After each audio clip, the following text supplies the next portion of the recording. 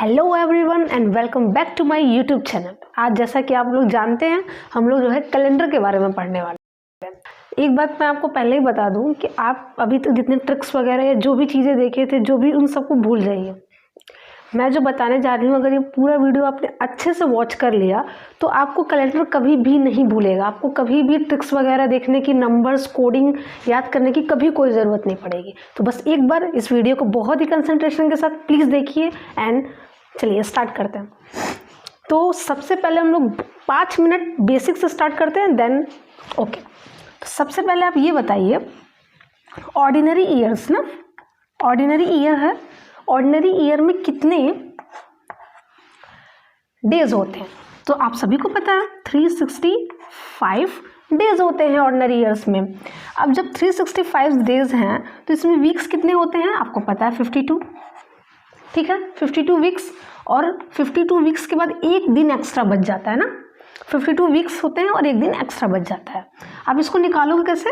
365 है, 7 से डिवाइड करिए, 5 टाइम्स जाएगा 1, 14 जो है आपका 2 टाइम्स जाएगा और रिमाइंडर बच जाएगा 1 और ये जो है आपका क्वोशंट हो जाएगा।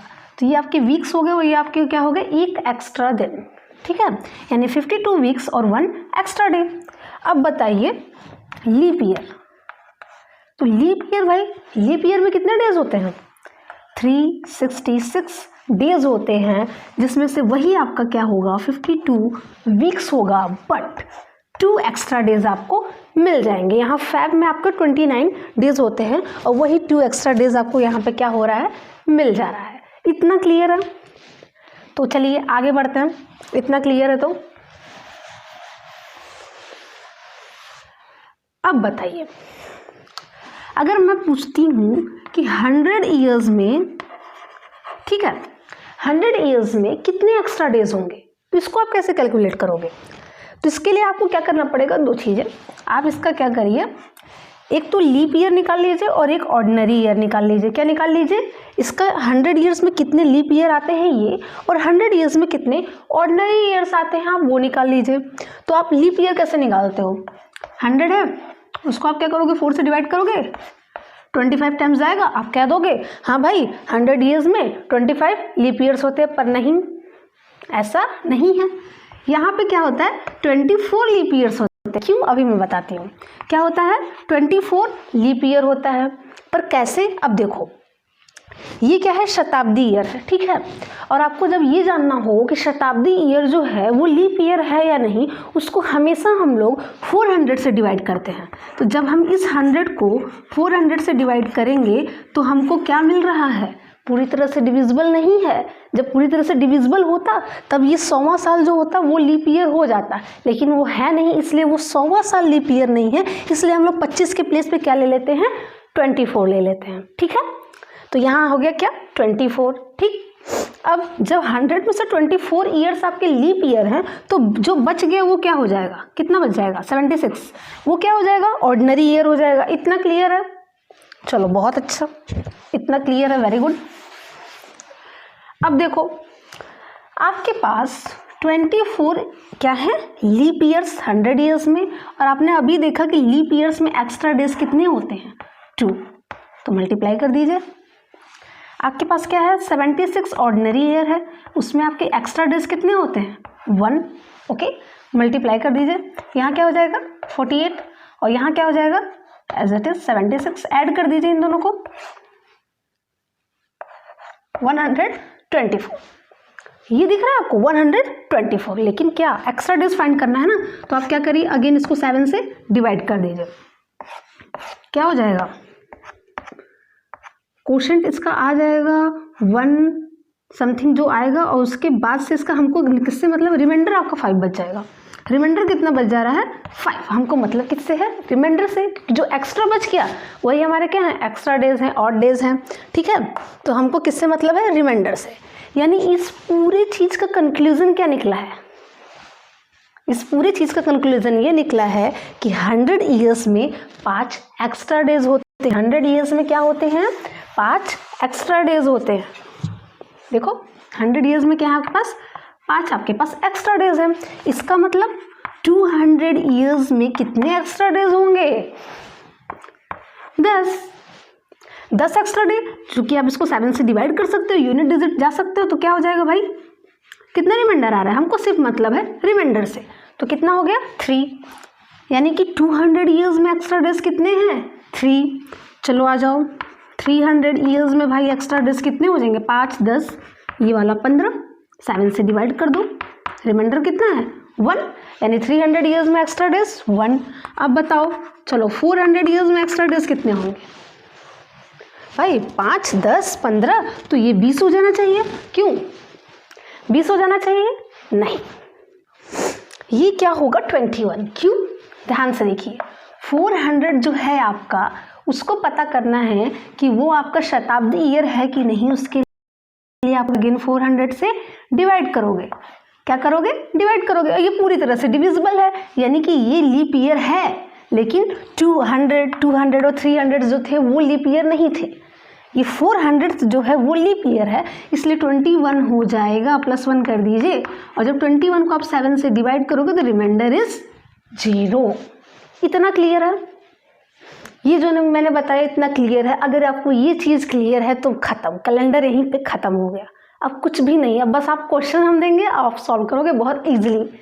ये बस देखिए कि 100 ईयर्स में 5 एक्स्ट्रा डेज, 200 ईयर्स में 3 एक्स्ट्रा डेज, 300 ईयर्स में 1 एक्स्ट्रा डेज, एंड 400 ईयर्स में 0 एक्स्ट्रा डेज। इतना क्लियर। चलो अब क्वेश्चन लगाते हैं हम, क्या लगाते हैं, क्वेश्चन।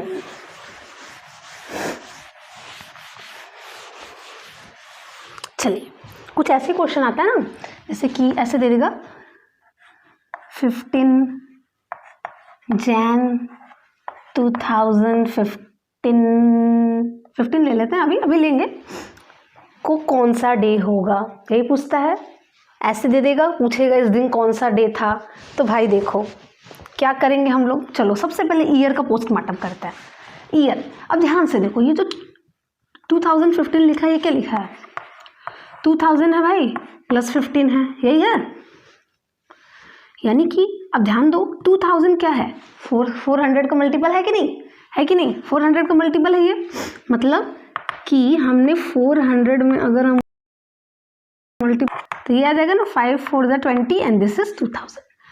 तो आपको बस ये देखना है कि आप अगर आपको 400 का मल्टीपल आ गया तो ये पूरा क्या हो गया भाई, 0 नहीं हो गया, आराम से 0 हो गया, यानी कि ये क्या हो गया 400 का मल्टीपल, सो ये 0। अब हमको जो भी काम करना है किस पे करना है, 15 पे करना है, लेकिन हम लोग जैन 2015 में प्रवेश कर चुके हैं, जब कर चुके हैं तो हम लोग 15 की बात नहीं करेंगे, उसके लिए ये दोनों हैं, तो हम लोग क्या बात करेंगे, 14 की बात करेंगे। किसकी बात करेंगे, इससे जस्ट एक कम 14 की बात करेंगे, और जब 14 की बात करेंगे तब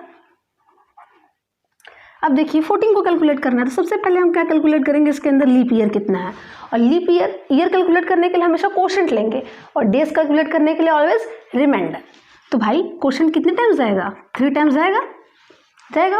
इसका मतलब इस 14 जो आपके पास नॉर्मल ईयर्स था उसमें आपने क्या किया, 3 लीप ईयर ऐड कर दिया, कितना हो गया 17 हो गया। अब इसको क्या करिए भाई, पता कर लीजिए एक्स्ट्रा डेज कितने हैं, 7 2 14 और 7, 7 में से 3 जाएगा, 7 जाएगा, 7 में से 4 जाएगा 3, ठीक है, ये ठीक है यहाँ तक, वेरी गुड। यानी कि हमने ये पता कर लिया कि इस ईयर में कितना एक्स्ट्रा डे था, 3 क्या था, एक्स्ट्रा डे था, ओके।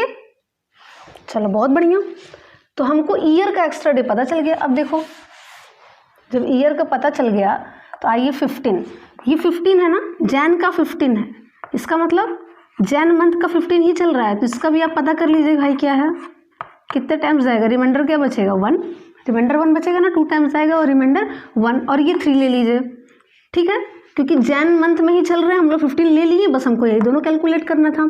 इसका मतलब क्या हो गया कि this 1 plus this 3, this is 4। अब भाई 4 कैसे होगा, 4 जो होगा वो कौन सा डे होगा, तो यहाँ पे हम लोग क्या कर रहे हैं, मंडे से कैलकुलेट करना स्टार्ट कर रहे हैं, मंडे 1 है एंड सो ऑन, ठीक है। तो मंडे, ट्यूसडे, वेंसडे, थर्सडे, यानी कि इस दिन क्या हो जाएगा भाई, थर्सडे हो जाएगा। क्लियर है। चलिए एक और क्वेश्चन करते हैं थोड़ा सा अलग, तो हमको और क्लियर हो जाएगा, ठीक है। चलो एक और क्वेश्चन करते हैं हम लगाते हैं ये 7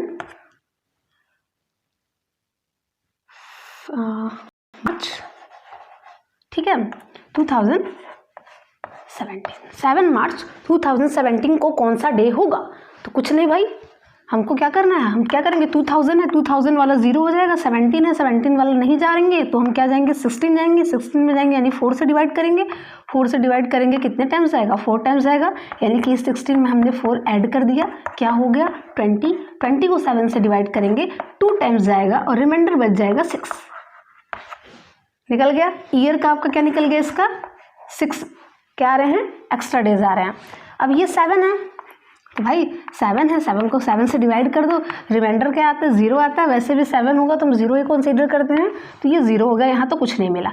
अब आइए मार्च, तो मार्च आ गया। अब हम देखिए मार्च वाला आ गया तो कैसे कैलकुलेट करेंगे, हमने ये भी कैलकुलेट कर लिया और ये भी, अब हमें सिर्फ मंथ कैलकुलेट करना है। मार्च से पहले आपका था जैन और फिर था फेब, मार्च का 7 हमने कैलकुलेट कर दिया, ये आ रहा था 0, क्लियर है। जैन देखो, जैन है, जैन में कितने डेज होते हैं भाई, 31, आपके समझाने के लिए 31 को आप 7 से डिवाइड करोगे 4 टाइम्स जाएगा और रिमाइंडर आ जाएगा 3, ठीक है। ये लीप ईयर तो है नहीं तो फेब में तो 28 डेज ही होंगे, ठीक है, 7 से डिवाइड करोगे रिमाइंडर क्या आ जाएगा 0, क्लियर है।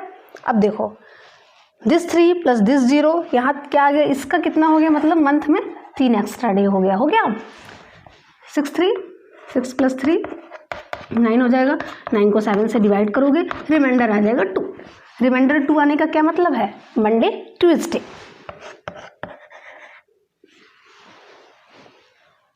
क्लियर है, क्या हो गया, यानी कि इस दिन क्या होगा, ट्यूसडे होगा, एकदम क्लियर हो गया आपको। अब जैसे ये वाली चीज आ रही है ना कि जैन है, फैब है, आप कैसे कैलकुलेट करोगे, आप ऐसे कैलकुलेट नहीं करोगे, इतना नहीं कैलकुलेट करना है, बहुत इजी है। आप क्या करोगे, जैन है 31 होता है तो आप लिखोगे 3 एक्स्ट्रा, फैब है, अगर लीप ईयर नहीं है, लीप ईयर अगर होता तो आप यहाँ पर 1 लिख देते, नहीं है इसलिए आप क्या करोगे 0, ठीक है। जैन फैब मार्च में कितना होता है 31 मतलब 3, 30 मतलब 2, 31 मतलब 3, 30 मतलब 2, ऐसे आप चले जाओगे, जल्दी जल्दी जोड़ लोगे। और एक तरीका है, क्या होता है 3 2 5 और 2, आप अगर कहीं एडिशन में अगर 7 आ जाता है तो वो भी आप कंसीडर करते हो, उसको हटा देते हो, अगर एडिशन में 7 आता है तो उसको आप 0 कर दीजिए, ठीक है, तो आपका और एडिशन जो है मिनिमाइज हो जाएगा और एडिशन जो है कम हो जाएगा, ठीक है। तो मुझे लगता है कि आपने ये कॉन्सेप्ट समझ लिया। अब बताइए इजी है कि नहीं है, इजी है कि नहीं है, हाँ। चलो एक क्वेश्चन आप लगाओ, अगर ऐसी बात है तो आप लगाइए 18 मई 2022, तो 18 मई 2022 को कौन सा डे होगा, लगाइए और कमेंट बॉक्स में बताइए। So thank you so much for watching my channel.